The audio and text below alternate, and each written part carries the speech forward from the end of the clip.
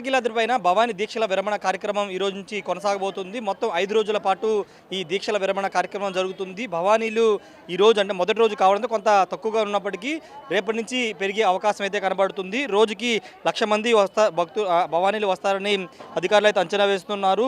అదేవిధంగా దర్శనానికి సంబంధించినటువంటి దర్శన టికెట్లు, అదేవిధంగా ఆర్జిత సేవలు అన్నీ కూడా ప్రస్తుతం రద్దు చేసినటువంటి పరిస్థితి. భవానీలకు కొంతమంది, అదేవిధంగా భక్తులందరూ కూడా వస్తున్నారు. ప్రస్తుతం మనం విజువల్స్ చూస్తున్నాం. ఇదంతా క్యూ లైన్, వినాయకుడి గుడి దగ్గర నుంచి టెంపుల్ పై వరకు కూడా క్యూ లైన్ ఏర్పాటు చేశారు. భవానీలకు సాధారణ భక్తులందరూ కూడా ఈ క్యూ లైన్లో వెళ్ళి అమ్మవారిని దర్శనం చేసుకోవాల్సిన అవసరం అయితే ఉంటుంది. అదేవిధంగా పూర్తి భవానీలకి ఎలాంటి ఇబ్బంది లేకుండా ఏర్పాట్లన్నీ చేసినటువంటి పరిస్థితి. కొంతమంది భవానీలు ఉన్నారు, వాళ్ళతో మాట్లాడదాం. ఎక్కడి నుంచి వస్తున్నారు ఏంటని వాళ్ళతో కూడా మాట్లాడదాం. భవానీ ఎక్కడి నుంచి వస్తున్నారమ్మా? రాజుగారిపాలెం. ఎట్లా ఉన్నాయి ఏర్పాట్లు? ఎలా ఉన్నాయమ్మా? బాగున్నాయి ఏర్పాట్లు. ఎలా ఉన్నాయి సార్ భవానీ? సూపర్ గా ఉన్నాయి. వాటర్ సదుపాయం అన్ని ఇచ్చారు. ఇబ్బంది ఏం లేదు. భవానీ మీరు ఎక్కడి నుంచి? భవానీ విశాఖపట్నం నుంచి వచ్చారు. ఎలా ఉన్నాయి ఇక్కడ ఏర్పాట్లు? బాగున్నాయి, ఏర్పాట్లు అన్ని బాగున్నాయి. కేసు కనన్సాలు అన్ని బాగున్నాయి, అన్ని బాగున్నాయి, శుద్ధిగా ఉన్నాయి. అంతనా వాటర్ సప్లై కూడా బాగా పెట్టారు. మేము ఇది 12 సంవత్సరాల నుంచి వస్తున్నాం కానీ బాగుంది. ఎప్పుడు చూసినా ఇక్కడ శుద్ధిగా ఉంటుంది. పర్లేదు. 12 సార్లు భవానీ దీక్ష. భవానీ దీక్ష ఇది 12వ సారి. విశాఖపట్నం నుంచి వస్తున్నా. అంతా బాగుంది స్వామి.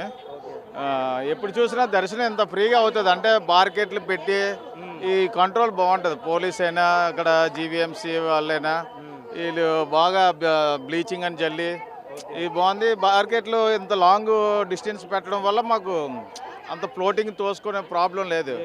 హ్యాపీగా వస్తున్నాం. అలాగే వెళ్ళిన వరకు దర్శనం చేసుకుని వెళ్ళిపోతున్నాం. అంతా బాగా. భవానీలు అయితే చాలా హర్షం వ్యక్తం చేస్తున్నారు. ఎక్కడ ఎలాంటి ఇబ్బంది లేకోకుండా భక్తులకి సౌకర్యాలు కల్పించారని చెప్తున్నారు.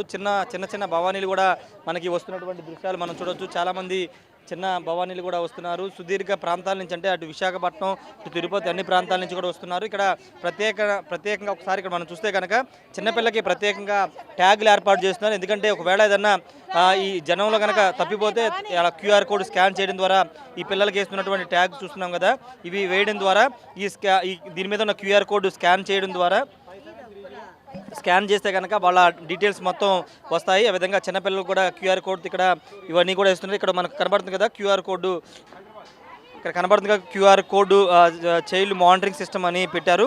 క్యూఆర్ కోడ్ స్కాన్ చేస్తే ఆ పిల్లలకు సంబంధించిన వివరాలు అన్నీ వస్తాయి.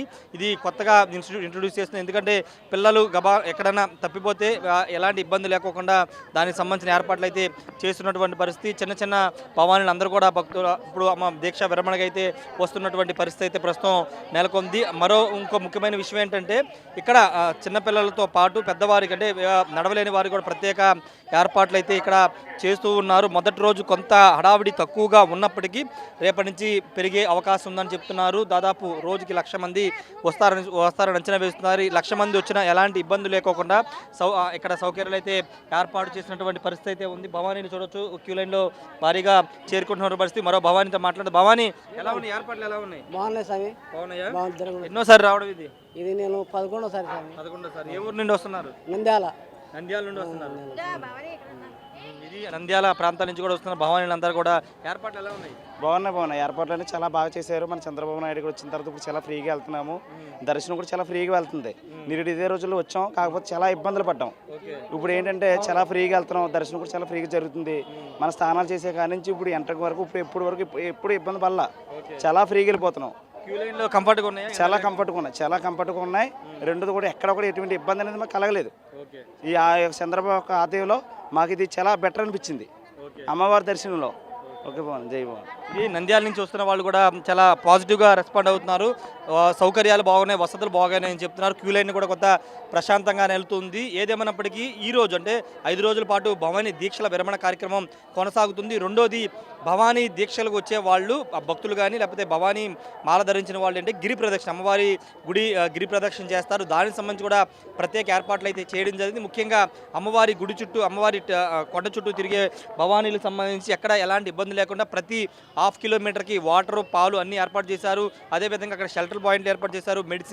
మెడికల్ క్యాంపులు పెట్టారు. ఎక్కడ ఎలాంటి ఇబ్బందులు పడకోకుండా గిరి ప్రదక్షిణ చేసేవారు ఎక్కడైనా అలసిపోయిన ఏదైనా ఇబ్బంది వచ్చినా ఇబ్బందులకు అక్కడ మెడికల్కి సంబంధించినటువంటి ఏర్పాట్లు అన్నీ చేసిన పరిస్థితి కనబడుతుంది. ప్రస్తుతానికి ఈ రోజు నుండి భవానీ దీక్షల విరమణ కార్యక్రమం ప్రారంభమైంది. 5 రోజుల పాటు ఈ కార్యక్రమం అయితే జరగబోతుంది.